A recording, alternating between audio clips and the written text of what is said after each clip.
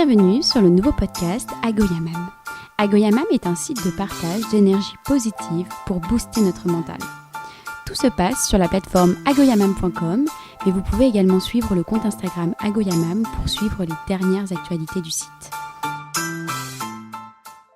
Pour ce nouvel épisode d'Agoyamam, j'ai le plaisir d'échanger avec Charlotte Cochot, que j'ai connue via son compte Instagram et après Covid. Et si j'ai voulu interviewer Charlotte aujourd'hui, c'est vraiment pour sa vision de transformation positive. J'ai envie qu'elle nous partage sa vision, sa motivation pour avoir créé ce compte Instagram, son engagement et ses attentes, bien évidemment. Salut Charlotte. Bonjour. Alors aujourd'hui, Charlotte, moi c'est toujours un peu la question d'introduction. Qui est Charlotte? Quelles sont ses envies aujourd'hui? Et quelles ont été sa motivation pour créer le compte et après Covid? Grande question. Vous avez 3 heures devant vous, j'espère. Rapidement. Alors, qui est Charlotte? Charlotte, elle est originaire de Bourgogne déjà, pour commencer. La belle région de la Bourgogne. J'ai grandi au milieu des vignes et au cœur de la nature. Et je pense que c'est justement important pour toutes les informations qui vont suivre parce que voilà, j'ai grandi en connexion avec la nature et après, au fil de ma carrière, malheureusement, j'ai pu un peu la perdre. Et c'est aussi ce qui fait qu'aujourd'hui, je cherche plein de moyens de me retrouver à la campagne, même dans mes modes de vie. Quoi qu'il en soit, donc après cette naissance en Bourgogne, comme tout le monde, hein, j'ai fait quand même quelques années d'études. J'ai appris les langues étrangères appliquées à la faculté, anglais, espagnol. Et puis ensuite, j'ai suivi un master en communication. Et j'ai commencé ma carrière en start-up, dans des petites structures. Alors d'abord à Lyon et puis finalement à Paris, même si c'était vraiment pas un souhait d'aller à Paris. À l'époque même, j'avais envie de révolutionner les modes de travail et de ne pas monter à Paris, malgré un métier dans la communication. Et au final, après une expérience qui m'a permis de mieux me connaître, mais qui n'était pas forcément passionnante à Lyon, je suis montée à Paris. Et là, j'ai commencé un bout de carrière en start-up chez Michel et Augustin, où j'ai bossé pendant 5 ans à la création du contenu et à la communication au global, avec quelques contenus sympas. Et ensuite, j'ai fait 3 ans dans une maison de luxe à la direction digitale, toujours à Paris. Voilà. Et en fait, depuis 1 an, il se trouve que dans ma vie perso, mon copain a eu une opportunité professionnelle en Savoie. Et donc, on a décidé d'avoir cette vie hybride entre la montagne et Paris.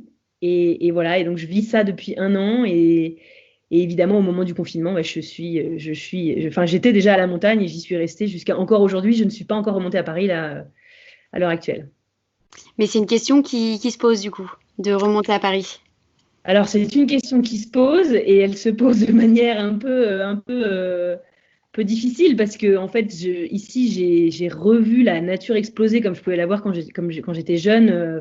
Je suis encore jeune, mais en tout cas quand j'étais étudiante et que je rentrais chez mes parents en Bourgogne. Et en fait, c'est des détails, mais simplement voir la nature s'éveiller, les fleurs et les arbres bourgeonner, la possibilité de faire ses semis, avoir un brin de terre, de voir que les gens vivent différemment aussi. Vers plus de simplicité, que le local ici, c'est déjà un rythme de vie qui est ancré dans les habitudes. Et oui, donc clairement, le retour à Paris m'est difficile. Je l'envisage début juin pour des raisons professionnelles. Et puis parce que quand même, on a un appartement là-bas, donc la question va se poser aussi de l'appartement.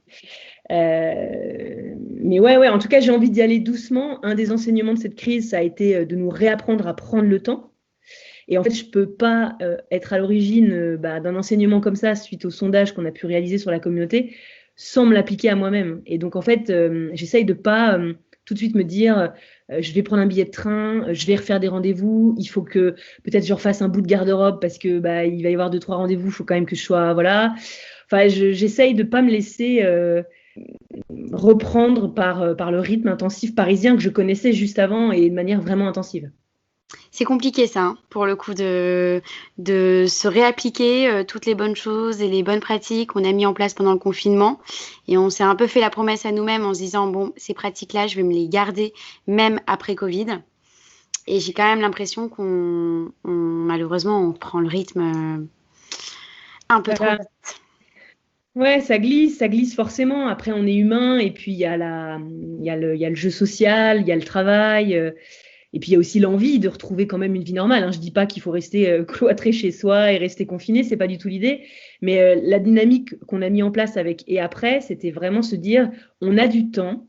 C'est un temps qui nous est imposé, et ce temps, il faut le prendre pour se poser les bonnes questions. Et c'est quoi les bonnes questions par rapport aux priorités dans ma vie, par rapport à mon travail, à mes liens sociaux, à ma famille?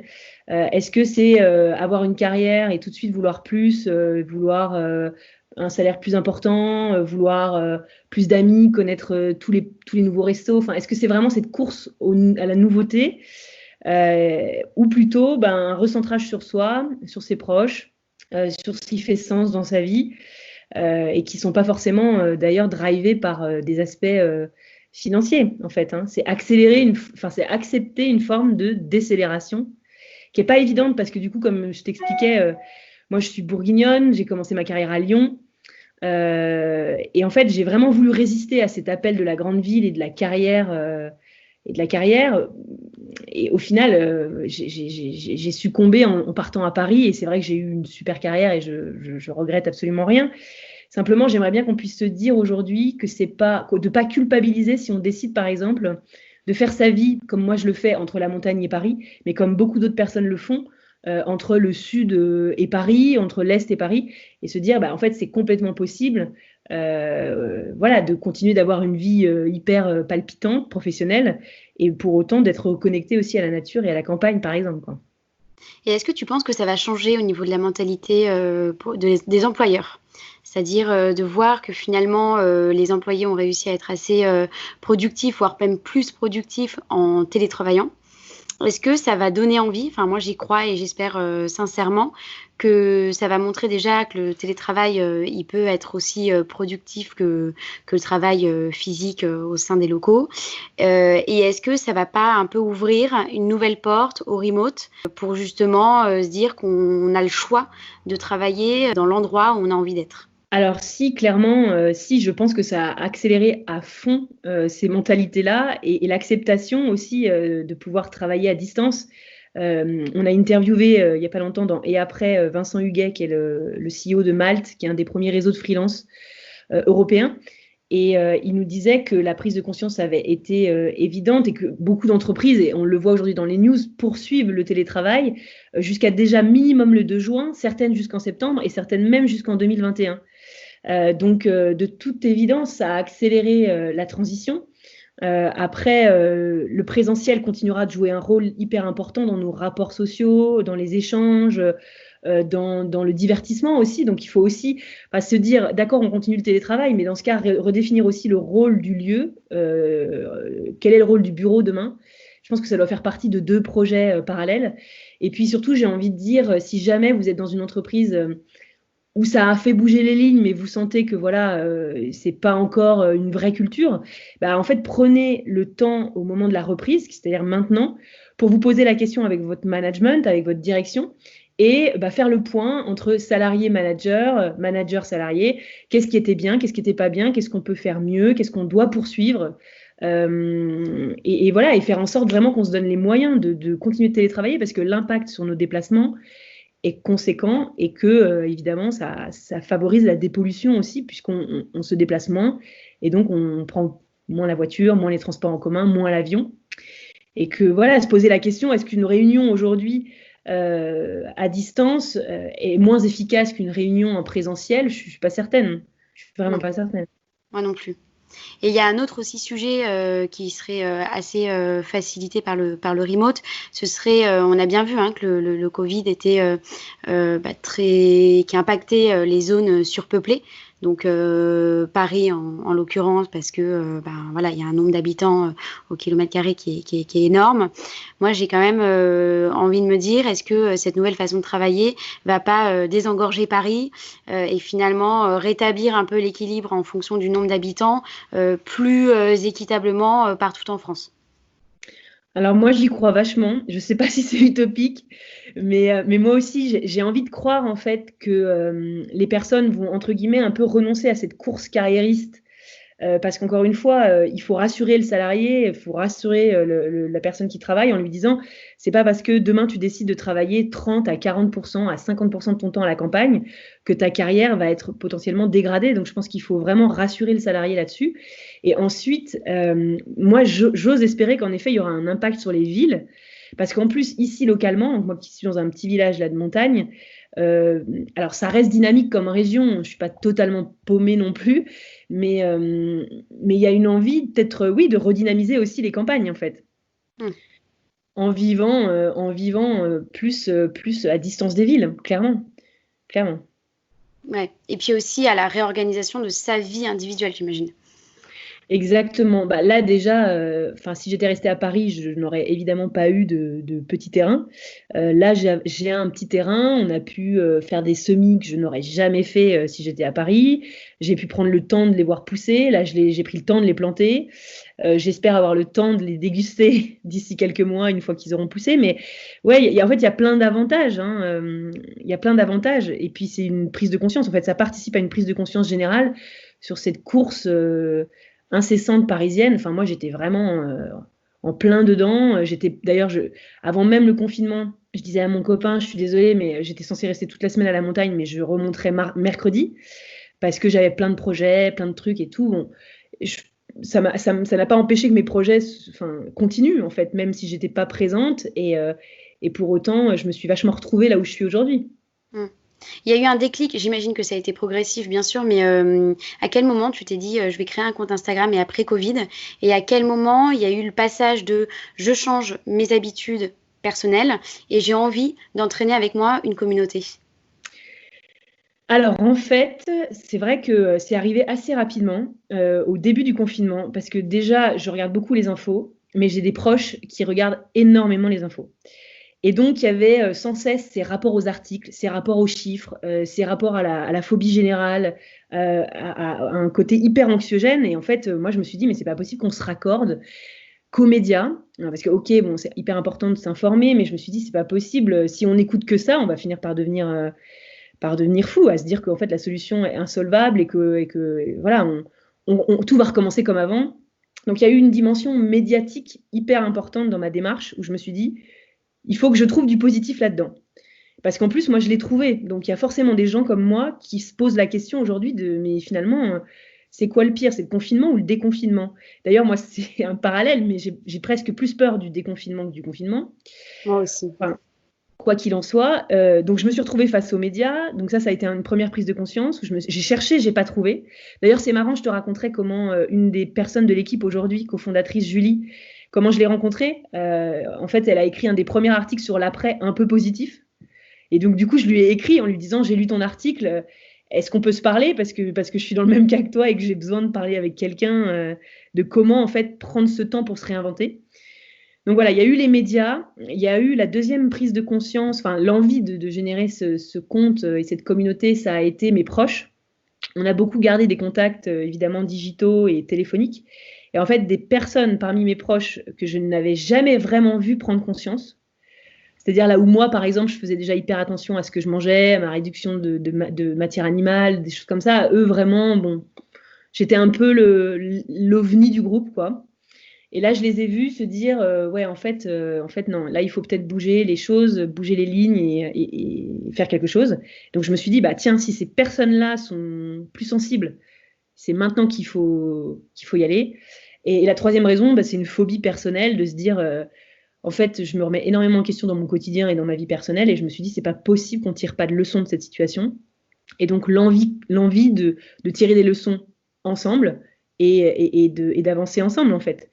Et il y a aussi, dans l'aspect communautaire, plutôt pour répondre à ta question, pourquoi tu en as fait un compte Instagram? C'est vrai qu'on peut se dire, bon, déjà, on était confinés, donc c'était compliqué de faire un autre format que digital. Et puis, aussi parce que je ne suis pas parfaite, et je suis encore loin de l'être. Et puis d'ailleurs, on ne sait pas trop ce que c'est qu'aujourd'hui la perfection post-Covid. Hein. Mais je me suis dit, bah, j'ai ce ressenti-là. Il y a d'ailleurs d'autres personnes dans le même mindset que moi, donc il faut que je le partage. Et ensemble, on grandira. Parce que même moi, encore aujourd'hui, j'ai besoin de grandir sur certaines transitions dans ma vie. Et le fait de partager, je pense que c'est la clé du changement. Est-ce que tu t'es sentie finalement heureuse pendant le confinement? Bah, en fait, déjà, pour commencer, je crois vraiment qu'on n'est pas à plaindre. Déjà, moi et Français, j'ose dire la chose comme ça parce que voilà, je pense qu'il y a des populations démunies, vraiment démunies dans le reste du monde qui avaient bien plus de difficultés. Donc, déjà, moi, je me suis dit, je suis pas à plaindre. Enfin, vraiment, Charlotte, il y a, grâce au ciel, personne de ma famille qui est tombé malade et pourtant des profils plutôt fragiles. Et donc tout le monde est là, je suis là, la nature est là, tout va bien. Enfin, voilà, déjà pas à plaindre. Et donc non, pas inquiète. Après, j'ai eu des coups de mou parce que des soirs un peu plus durs que d'autres parce que l'envie évidemment de voir ma famille, de voir mes proches, au-delà d'un Zoom ou d'un compte Instagram, quoi. Donc un besoin de lien social qui était un peu parfois difficile. Mais non, on était confinés à deux, on avait la nature encore une fois, même à 500 mètres, nous on est en pleine nature, donc voilà. Non, j'ai bien vécu, c'est terrible à dire, j'ai bien vécu ce confinement, enfin c'est terrible ou pas, je ne sais pas, mais j'ai bien vécu ce confinement et comme je te disais, j'ai plus peur Du du déconfinement. déconfinement, du coup. Alors, Ouais. qu'est-ce qui te fait peur? C'est vraiment de retourner dans ta vie d'avant et d'oublier un peu ces moments avec toi-même que tu as pu avoir? Ouais. Ouais, je crois qu'il y a quelque chose comme ça. Il y a un peu la peur de retourner dans cette espèce d'aspiration tout le temps. Je sors beaucoup à Paris. Enfin, je sais pas comment t'expliquer ça. Ouais, j'ai un peu peur en vrai. Et puis en fait, j'ai l'impression de m'être révélée. Enfin, j'ai l'impression qu'une nouvelle endormie qui était en moi, qui a toujours été là, avait tendance un peu à s'effacer au profit d'une citadine connectée, avec une grosse carrière, l'envie de continuer dans cette lancée. Et en fait, la réalité qui est de dire est-ce que la vie c'est ça? Et je crois pas, en fait. Enfin, à mon niveau, moi, j'ai carrément pris conscience de ça. Donc là, je réfléchis à des changements un peu radicaux. J'aime mon métier, j'adore la communication, j'adore les sciences humaines, en fait. Donc l'idée, c'est pas demain. Ça, je crois que c'est important de le dire aussi. Je suis pas en train de me dire que je vais élever des chèvres, même si parfois je me dis pourquoi pas. Mais non, je suis plutôt en train de me dire comment concilier les deux, c'est-à-dire mon métier qui sont les sciences humaines. Moi, je vois la communication comme ça, et notre rôle aujourd'hui en tant que communicant, c'est pas de pousser les marques à vendre plus et à s'engouffrer dans des business models qui soient pas positifs pour la planète, mais c'est bien l'inverse, c'est les aider à se réinventer, etc. Donc c'est continuer ça, mais c'est aussi, j'aimerais vraiment emmener les gens dans cette transition. Et donc, je suis en train de réfléchir peut-être à un lieu justement un peu déconnecté où on pourrait apprendre ce modèle hybride de vie entre une overconnexion qui te permet quand même de te sentir vivre, hein, je ne dis pas le contraire, mais aussi de te retrouver calme face à d'autres préoccupations qui sont celles de la nature, qui sont celles des produits de qualité, qui sont celles du temps qui passe et du temps que tu apprécies passer doucement, ce genre de choses. Oui, bien sûr. Et tu as senti un engouement directement dans ton compte Instagram? Alors, j'avoue que ça a été assez rapide. Ouais, j'avoue que ça a été assez rapide. On a eu aussi des relais super de personnes que je connais de près ou de loin, voilà, qui sont génération XX, Siam, qui est quelqu'un d'incroyable. J'ai eu un relais de la part aussi de Axel Tessandier. Il y a eu des marques aussi assez incroyables qui nous ont relayé, M-Stone, des marques engagées en fait, qui ont senti un intérêt pour la démarche. Je leur avais écrit en leur disant on a lancé ça, mais le partage a été hyper naturel et bienveillant. Donc ouais, j'ai senti un vrai engouement. Là maintenant, je me dis bon, comment tu légitimises cette démarche dans la durée? Tout l'enjeu, c'est comme l'enjeu d'une transition. Quand on se dit tiens, je vais changer, mais comment tu fais pour que ça dure? C'est un peu la même question que je me pose aujourd'hui sur le compte Instagram, sachant qu'évidemment, je ne me réduis pas qu'à un compte Instagram, parce que sinon, c'est rapidement dit. Non, mais c'est vrai, tu vois, faire un compte Instagram, c'est pas une fin en soi, en fait. Là, derrière, il y a des gens, il y en a 2000, il y a à peu près 2000 personnes. Comment on continue de trouver des solutions ensemble? Et je dis bien on, parce que, typiquement, on parle de cette transition, nous, on a mis en place cette transition pour l'après. Donc, on va s'en appliquer, nous, l'équipe, on va s'appliquer les transitions. Mais donc, c'est de se dire comment on continue d'avancer avec les gens, parce qu'encore une fois, comme je te le disais, moi, je ne suis pas parfaite et j'ai envie d'apprendre encore avec eux. Donc, j'aimerais bien avancer ensemble. Le sondage qu'on a fait au tout début du confinement, c'était comment tirer les bonnes leçons. Là, on est en train de se poser les questions, comment d'ici 1 mois, on fait éventuellement un deuxième sondage sur, voilà, qu'est-ce que vous avez clairement changé, qu'est-ce qui a été facile, pas facile, sur quoi vous avez envie de poursuivre vos efforts, qu'est-ce qui est le plus compliqué, voilà. Tu vois, on a envie je sais pas comment dire, c'est quasiment, quand je disais, si vous nous suivez, suivez-nous de manière consciente. Moi, j'ai pas envie d'avoir 10 000 followers si c'est juste pour avoir des personnes qui suivent pour suivre. J'ai envie d'avoir des follow conscients, c'est un peu ce que je dis. Parce que derrière, j'aimerais que la démarche soit pérenne. Et qu'est-ce qu'il en est ressorti exactement dans les messages que vous avez reçus sur les envies de changer? Alors justement, c'est assez marrant parce que un des grands learnings, le premier grand enseignement du sondage, c'était, et c'est vraiment positif, sur les 752 personnes, c'est précis, mais qui nous ont écrit, on a analysé à peu près 650 réponses parce qu'entre le moment de l'analyse et le moment où on a clôturé le sondage, voilà, on était en train de regarder toutes les données. Et donc, le premier constat hyper fort, c'était à la question est-ce que vous avez l'intention de changer de comportement ou d'action après la crise? Et avec 89% de réponses qui étaient positives. Et donc, on se dit que il y a eu une vraie claque, un vrai déclic, une vraie prise de conscience qui touche quand même 89% de 752 personnes. Et j'ose espérer que c'est représentatif. On nous a beaucoup questionné sur le panel représentatif, tu vois, du nombre de répondants. En fait, j'ai envie de dire déjà, si 752 personnes disent ça, c'est déjà hyper positif. Donc ça a été le super learning du sondage. Et sur ces 81%, pardon, c'était 81% des gens qui décidaient de changer de comportement. 89% des répondants ont envie de changer d'action et de comportement après la crise. Voilà. Et donc après, on a établi un certain nombre de thématiques sur lesquelles, selon eux, c'était prioritaire de changer. Donc en priorité, tu avais le travail. Gros sujet, est-ce que mon travail a du sens? Est-ce que je change ou pas? Est-ce que carrément je change de métier, oui, non?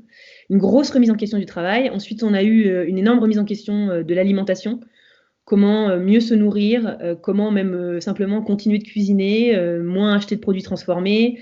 La grosse question entre le bio et le local, qu'est-ce que je dois privilégier? Donc, il y avait quand même aussi un gros move sur l'alimentation. Et après, les achats quotidiens. Les achats quotidiens, c'est toute la conscience qu'on doit mettre derrière nos achats. Est-ce que j'ai vraiment besoin d'acheter? Oui, non. Quelle est la durabilité de ce produit dans le temps? Par qui il a été fabriqué? Dans quelles conditions? Donc, vraiment questionner les achats quotidiens et donc la naissance d'une exigence encore plus importante pour les marques demain par rapport aux produits qu'elles distribuent et la manière dont elles les fabriquent. Ouais, je comprends. Ça, c'est les 3 gros changements qui se sont révélés à travers ce sondage. C'est les 3 grandes thématiques prioritaires, en fait. Ensuite, on est allé creuser vraiment dans les verbatims. Donc, tu disais, d'ailleurs, ta première question, c'était est-ce que les gens étaient négatifs? Alors, on a posé un peu la question de qu'est-ce qui vous a le plus interpellé. Alors, il y avait les médias anxiogènes. Une déficience, un déficit de confiance par rapport aussi à l'État, c'est-à-dire est-ce qu'on nous dit la vérité, qui on doit vraiment écouter, donc un peu une crise de confiance, un déficit de confiance par rapport à l'État, une crise de médias anxiogène, une couverture médiatique anxiogène, et puis quelque chose d'assez, là je suis en train de le relire, mais l'égoïsme qui nous fragilise, c'est-à-dire le paradoxe entre la solidarité des uns et puis l'égoïsme et l'individualisme des autres. Comment on peut se retrouver avec de telles tensions alors même que le sujet à l'heure de la crise ne doit être que solidarité, quoi. Ouais, c'est une grosse remise en question de la part des Français, en tout cas qui t'ont répondu, et j'ai l'impression que ce qu'il en ressort, c'est qu'on se pose vraiment beaucoup de questions sur tout notre quotidien, toute notre vie même. Moi, il y a un changement qui m'intéresse, c'est entre le travail et la consommation. Parce que finalement, cette quête de la carrière, elle est souvent liée au salaire. On a envie de prendre non seulement des responsabilités, mais d'avoir une augmentation de salaire et un confort de vie qu'on juge nécessaire. Mais est-ce que finalement, la remise en question sur ce qui nous rend vraiment heureux va pas aussi remettre en question sur ces perspectives de carrière? Tu vois, souvent on dit qu'on a un salaire minimum pour être heureux. Est-ce que finalement, ça va pas aussi remettre en cause le calibrage entre carrière et ce dont j'ai vraiment besoin pour satisfaire tous mes besoins? Tout à fait, mais en plus, je pense que tout le monde là s'est rendu compte à la fin du mois, à la fin des 2 mois, l'impact sur le compte en banque aussi. Mm. C'est-à-dire qu'on a vraiment tous vécu avec moins. Est-ce qu'on a moins bien vécu? Je crois pas. Mais même pour certains, peut-être mieux vécu encore. Parce qu'on s'est dit, mais en fait, là, tout cet argent que je peux dépenser dans des choses du quotidien qui n'ont pas forcément de sens et qui contribuent à une planète qui s'échauffe et qui perd de sa valeur au fur et à mesure qu'on consomme toujours plus. C'est vrai que ça a remis en question ça. Et moi, je peux en parler, je peux témoigner. Je sais ce que c'est que des gros salaires.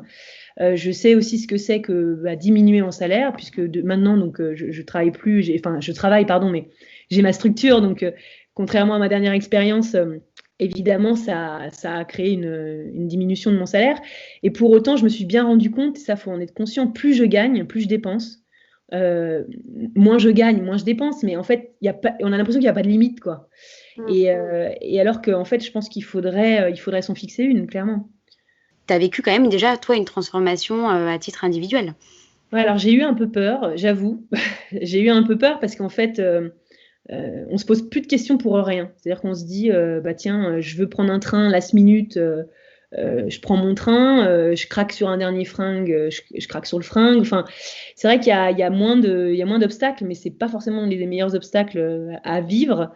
Il y a eu quelques mois d'adaptation, moi, entre la fin de mon dernier salaire, de mon dernier gros poste, et mon nouveau rythme de vie. Il y a eu 3-4 mois d'adaptation où, je vais pas vous mentir, j'étais dans le rouge tous les mois parce que je surconsommais versus mes propres moyens. Et puis au fur et à mesure, au final, on retrouve ces petits et puis on sait ce qu'on peut faire, ce qu'on peut plus faire.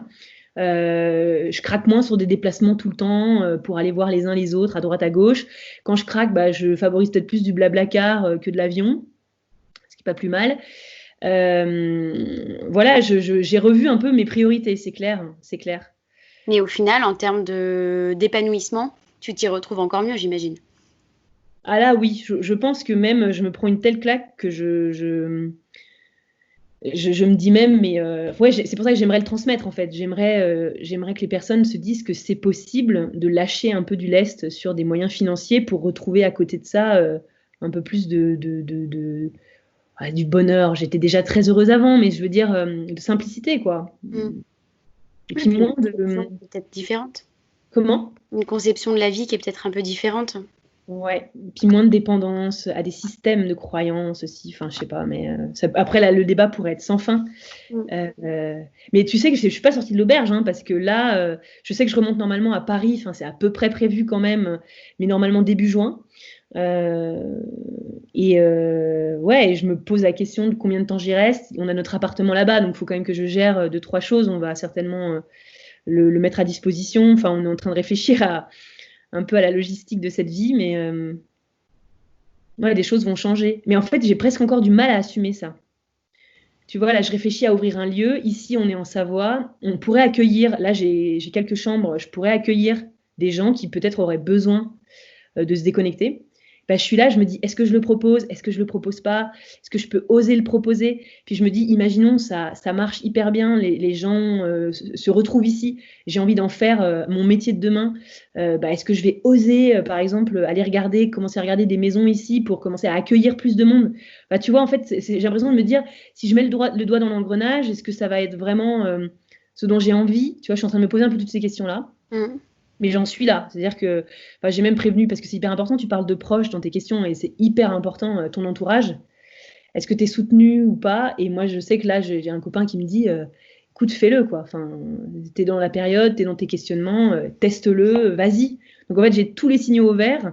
J'ai juste encore quelques limites qui me font me dire, voilà, est-ce que j'ai vraiment envie de ça? Est-ce que je suis prête pour ça? Enfin, tu vois, voilà, des questions que je suis certainement pas la seule à me poser, quoi. Ouais. Les doutes, oui, non, mais c'est clair. Moi, j'aurais envie de te dire d'y aller parce que je pense que j'y crois et même ne serait-ce que pour faire un peu une retraite avec soi-même et de se dire je me recentre pour y voir plus clair et puis surtout pour se poser les bonnes questions et pas être influencé par ton quotidien, par tes proches justement, mais aussi par ton environnement. Et d'ailleurs, ça me fait penser, avant qu'on passe sur un autre sujet, mais il y a aussi ce reflet par rapport aux autres. Qui est compliqué parce que quand on est carriériste, quand on habite à Paris, quand on a envie de grande carrière, on sait qu'on va projeter une image de réussite. Biaisée ou pas, hein, bien sûr, mais on a l'impression qu'on est reconnu socialement parce qu'on a ce poste, etc. Ouais, alors juste par rapport à ce que tu dis, l'engouement social, il faut savoir qu'il est toujours là. Je l'ai pas. Alors, ouais, il est différent. Je l'ai pas perdu parce que je vis moins à Paris et que, encore une fois, je vais y retourner et que ça va perdurer. Et il est juste différent, voilà. Et ça, faut pas en avoir peur. Enfin, et puis surtout, en fait, ce qui est génial, c'est que ça te sort de ta zone de confort. On a plein d'amis à Paris, on en a d'autres dans le reste de la France, mais il se trouve qu'en Savoie, là, c'est un peu bon. Eh ben, il faut refaire du lien. Et en fait, c'est passionnant. On a tendance à dire dans nos vies, ah ben non, mais passé 30 ans, en fait, tu te fais plus de potes. En fait, c'est terrible de se dire ça. C'est terrible de penser ça parce qu'en fait, ben moi là, ça y est, j'ai parlé avec la voisine. Bah, la voisine, là, je pourrais vous montrer. Elle m'a offert 2 livres parce que c'est une professionnelle du jardin. C'est une professionnelle de la tisane maison et elle a envie de m'enseigner et de me transmettre. Et donc le lien social, il est là encore une fois et il est peut-être un peu différent. Et encore une fois, il nous challenge et c'est trop bien. Et par rapport à ta question sur débarrage de ta question, moi, je donne des cours à la fac, en école, de commerce, voilà. J'adore faire ça parce qu'en fait, quand j'étais moi-même sur les bancs de l'école, j'aurais rêvé à un moment donné qu'on me dise, déjà, qu'on me dise ça va pas être simple.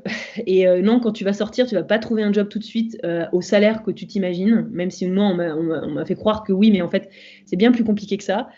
Donc j'aurais bien aimé qu'on me dise, voilà, il va falloir que tu t'accroches, il va falloir que tu lâches rien, surtout il va falloir que tu crois en toi et que tu t'écoutes. Si t'es pas bien là où tu es aujourd'hui, c'est pas grave, tu vois, c'est pas une année de fac, c'est pas 5 ans d'école qui condamnent une vie.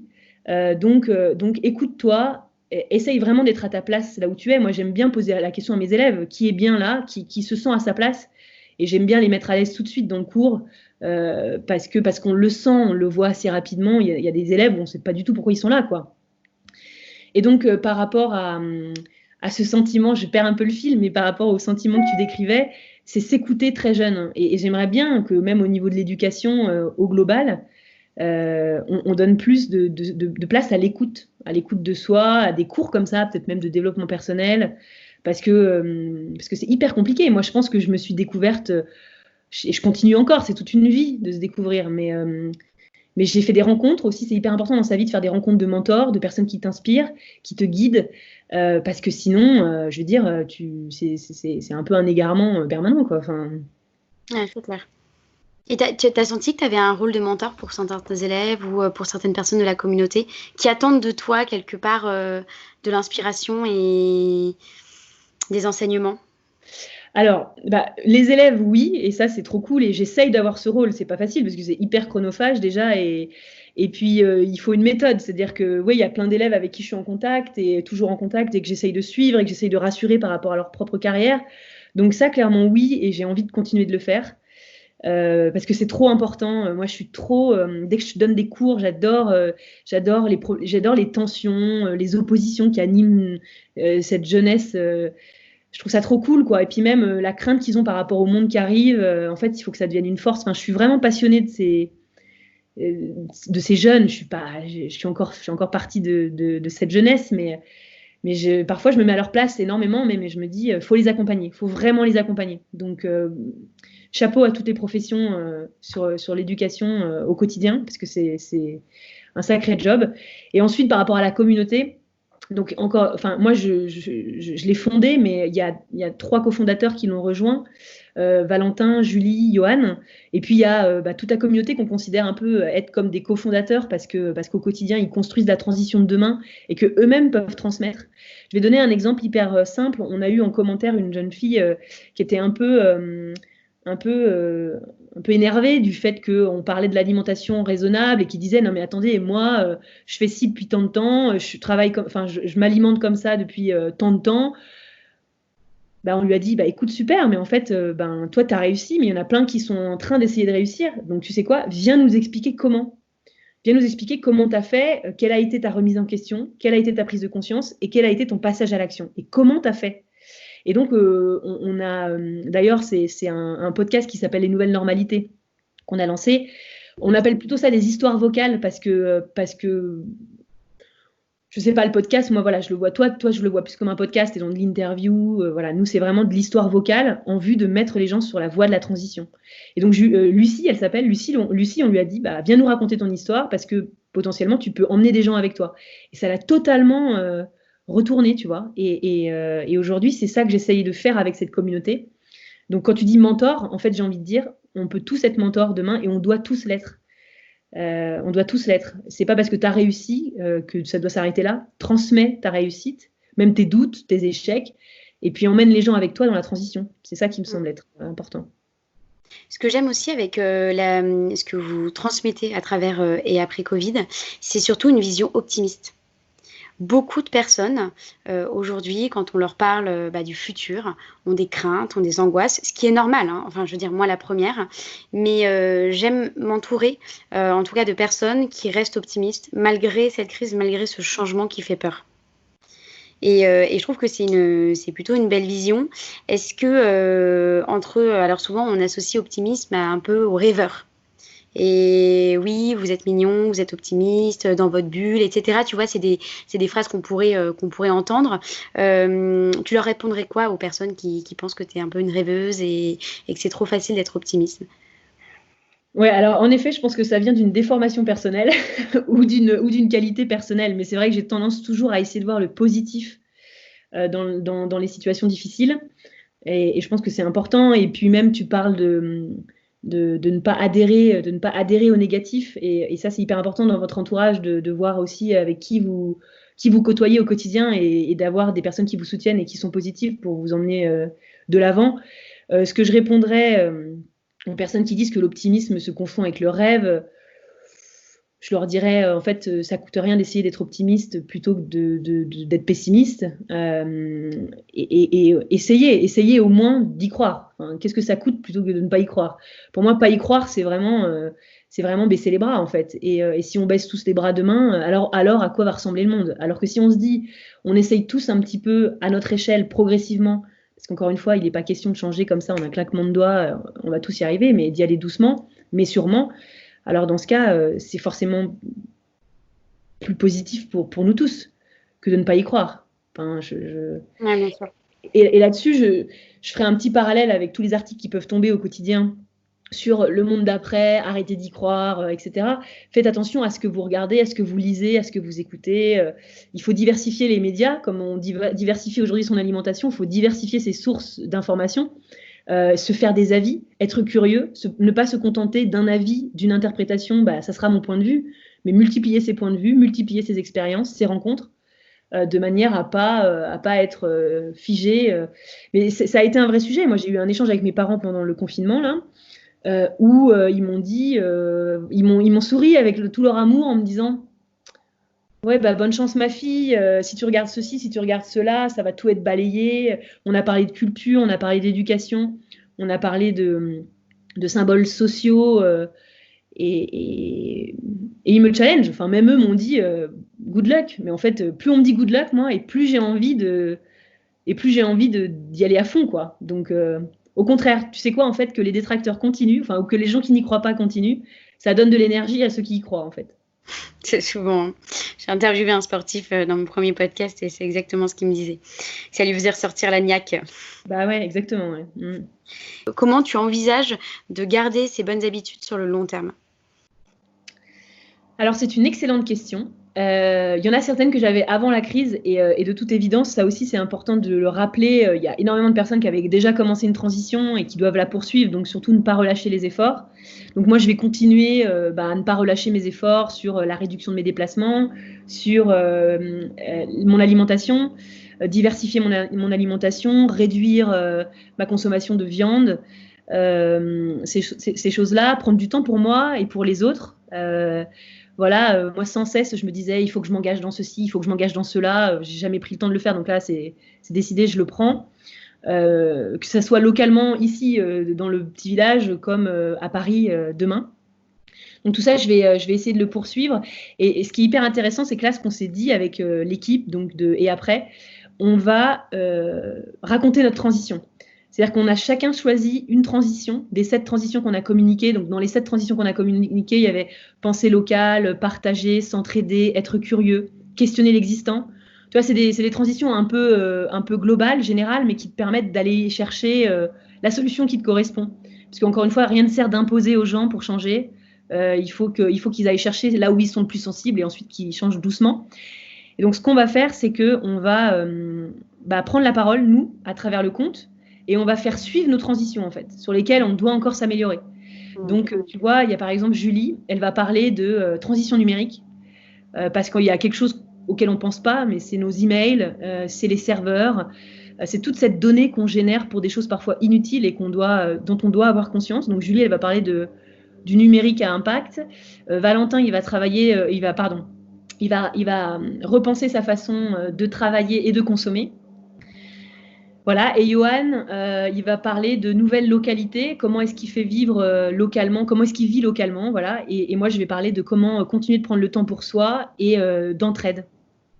Donc, voilà, pour répondre à ta question, pour que ça dure, on s'est chacun choisi une transition, et puis on va la vivre à notre manière, pas de manière parfaite certainement, on va avoir des écueils, et en même temps, c'est pas grave, on va les partager avec la communauté, et on espère en fait que les gens feront d'eux-mêmes en face, en se disant, tiens, s'ils ont fait comme ça, pourquoi pas faire pareil, moi de mon côté. Bien sûr. Puis souvent, on parle de cercle vertueux. Donc, quand tu fais une transformation, ça va entraîner une deuxième, etc. Et donc, tu vas changer finalement beaucoup plus de choses que tu avais imaginées à la base. Je peux te donner un exemple un peu plus concret si jamais ça t'intéresse. Ouais. Mais en gros, donc moi, je suis dans la dynamique de l'entraide et du temps pour soi. Bon, là, plutôt sur la dynamique de l'entraide et du partage. Il se trouve que là, je suis un peu isolée. Je suis dans un village qui est à quelques kilomètres de la première supérette pour acheter 2-3 trucs. Ou même du premier marché. Et en fait, j'ai eu cette dynamique de me dire, je pourrais peut-être louer une voiture ou alors carrément acheter une voiture. Et en fait, plutôt que d'acheter une voiture ou d'en louer une, pas plus tard que fin de semaine dernière, je suis allée afficher un petit message sur le tableau du village en disant, voilà, je me suis présentée et j'ai dit, est-ce que quelqu'un ici serait OK pour partager les frais d'une voiture que vous auriez déjà, moyennant la participation aux frais de kilomètres et d'essence. Et ça a été mon premier pas. Tu vois, je l'aurais jamais fait avant. Je pense que mon réflexe, ça aurait été d'aller regarder une log de voiture. Il se trouve que j'ai pas eu de réponse. Premier obstacle, je vais pas m'arrêter là. Tu vois, je me suis dit, prochaine étape, dès que je croise quelqu'un dans le village, je l'arrête. Je vais peut-être même faire un peu dans les boîtes aux lettres, écrire ma lettre, mais dans les boîtes aux lettres. Enfin, tu vois, pas m'arrêter au premier écueil non plus, quoi. Ah ouais, changer un peu les différentes façons. Enfin, t'attaques avec un angle finalement un peu différent, quoi. Le confinement, ça a été déjà un nouveau rythme. Il a fallu repenser son quotidien. Au début, c'était pas forcément automatique. On s'est mis à faire plus de méditation. On s'est mis à faire plus de choses qu'on aimait, etc.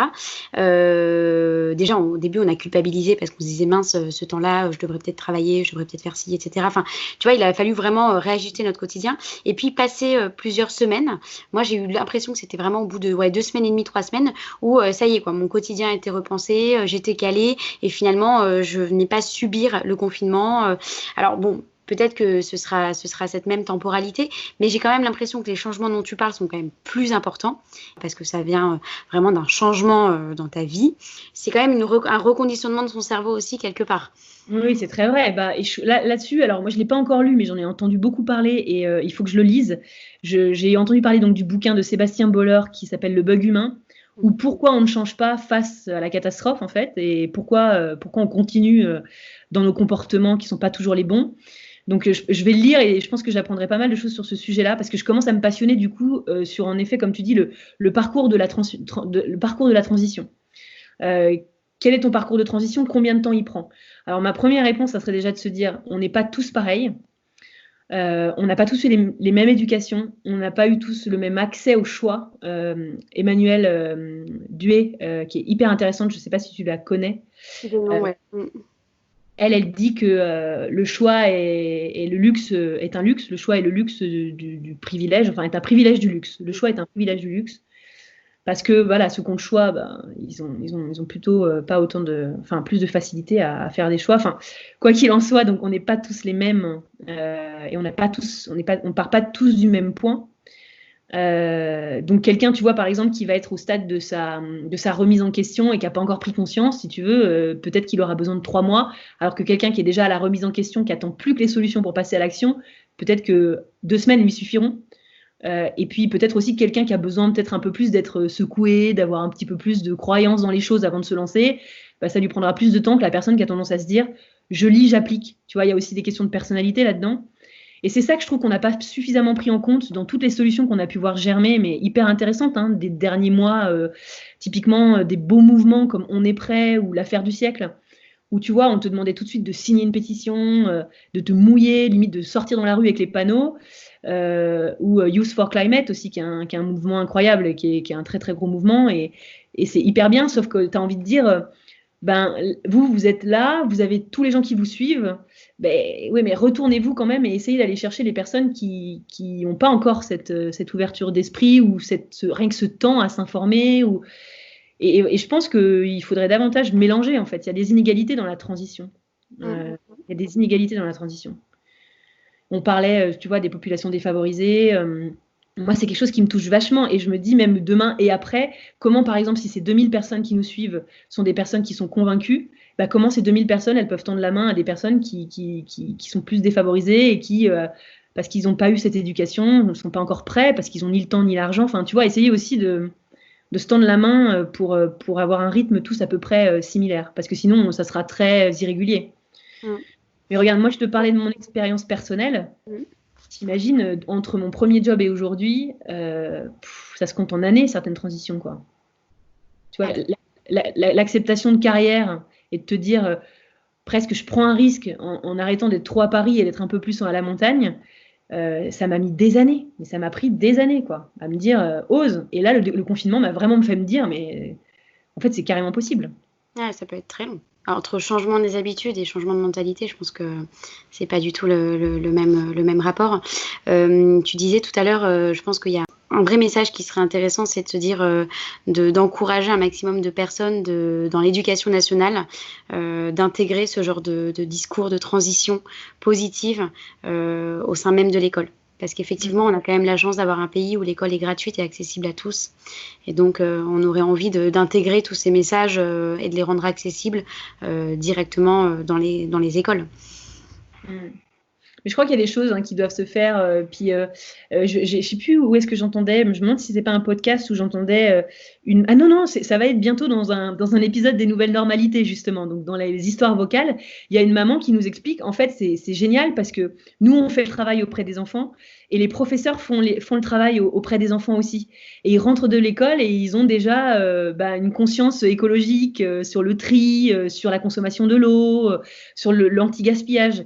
Donc l'école joue déjà ce rôle-là. Moi, ce que j'aimerais travailler, et là, je lance presque un appel, si quelqu'un écoute ton podcast et a cette maîtrise-là, presque, en fait, j'aimerais mettre au point une méthode qui permette de transitionner. C'est-à-dire, je ne sais pas quelle forme ça pourrait prendre, mais peut-être tu as une première phase d'interrogation personnelle à travers un questionnaire, tu as une deuxième phase de rencontre avec une personne qui se situe au stade un peu avant toi, et puis après, tu as des réunions de groupe qui te permettent de te comparer et puis de te dire que finalement, tu n'es pas pire ou pas mieux que les autres. Bah, tu vois, j'aimerais bien construire une méthode qui permette de te dire, bah voilà, allez, je m'inscris à la méthode et après. Et je suis sûre que d'ici au moins 3 mois, et là, tu vois, peut-être qu'on pourra donner une durée, bah, d'ici au moins 3 mois, je casse une routine et je change mes habitudes pour faire quelque chose de plus durable et plus souhaitable. Ça serait canon. Ouais. Je trouve que c'est une très, très, très, très belle idée. Ouais, on peut vraiment avoir une partie digitale et puis en même temps des réunions physiques avec un peu de contact humain. Tu pourrais même imaginer de la géolocalisation, mais tu vois, des groupes de personnes qui partageraient la même envie de changement et de transition et de les faire se rencontrer. Ce serait peut-être aussi un bon moyen de recréer du lien social, mais un peu intelligent et dans un peu engagé aussi. Non, super idée. Écoute, moi j'ai envie de te dire que ce sera un des messages clés qu'on pourrait faire passer à travers ce podcast. On arrive au bout. En tout cas, c'était un super échange. Est-ce que tu aurais un message à faire passer à la communauté Agoyamam? Donc je rappelle, Agoyamam, c'est vraiment un site de partage d'énergie positive pour prendre soin de son mental. Alors prendre soin de son mental passe évidemment par plein de différents domaines. Voilà. voilà, un petit message, un dernier message pour cette communauté. J'en aurais énormément. Il va falloir n'en choisir qu'un. Et j'y ai repensé il n'y a pas longtemps. C'est un peu classique, mais dites-vous chaque jour que la vie est courte. Et que vivre ses rêves, c'est maintenant et pas demain. Super. Merci beaucoup Charlotte. Et j'espère que ce podcast va plaire, va être écouté et qu'on va réussir toutes les deux à travers notre conversation à diffuser un maximum de bonnes énergies. Donc un grand merci Charlotte. Merci à toi, c'est très cool. Bravo pour ton initiative. Et puis, on se tient au courant. Carrément. Et bravo encore une fois, parce que même dans ton registre, il y a du travail. Il y a du travail non, c'est chouette. Je suis toujours très sensible à toute cette naissance d'initiative. Et voilà, il y a plein de bonnes intentions dans le monde et c'est trop bien. C'est trop bien. Merci à toi. J'espère que vous avez aimé ce nouvel épisode d'Agoyamam. Si vous aimez le projet, n'hésitez pas à en parler autour de vous, à faire connaître Agoyamam et à suivre les dernières actualités du site sur le compte Instagram Agoyamam. N'hésitez pas non plus à me partager des sujets, des invités que vous aimeriez retrouver dans un prochain podcast. À très bientôt pour un nouvel épisode et encore merci.